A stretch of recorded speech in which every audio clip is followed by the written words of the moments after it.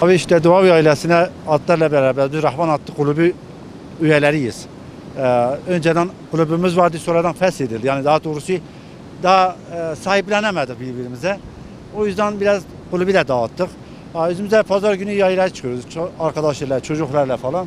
İşte yayla müziği dedikleri ukçundur. İşte çiriş dedikleri loğindir. Ondan sonra çıkıp biraz eşe, dosta, akrabaya falan dağıtıyoruz. Öyle bir hoşu olsun. Bir spordur. Bir sosyal faaliyettir yani daha bizim için. Atlarımız da bu arada bir antrenman falan alıyor.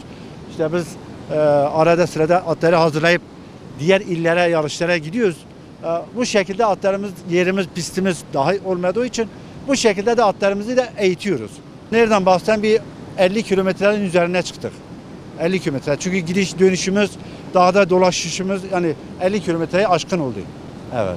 Yani hem spor yapıyorsunuz Hem yerli mahsulleri topluyoruz. Hem kendi atlarımızı bu hazırda hazırlıyoruz yani bu şekilde ki diğer illerde yarışlarımız var.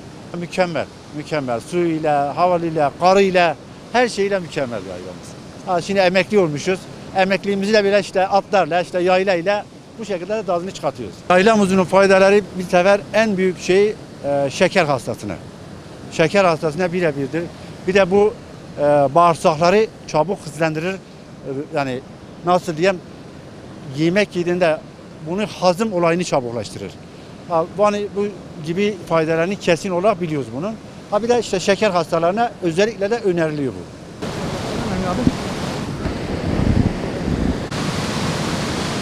Gel, sen gel.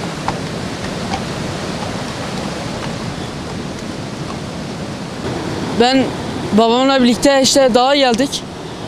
Okçunumuz çıkmıştı, okçularımıza geldik. Ataspor olarak hem atımıza binip hem de hafta sonumuzu iyi değerlendirdik.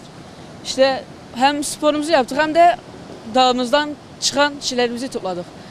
Nasıl diyeyim? Değerlerimizi, kültürlerimizi de yaşatıyoruz.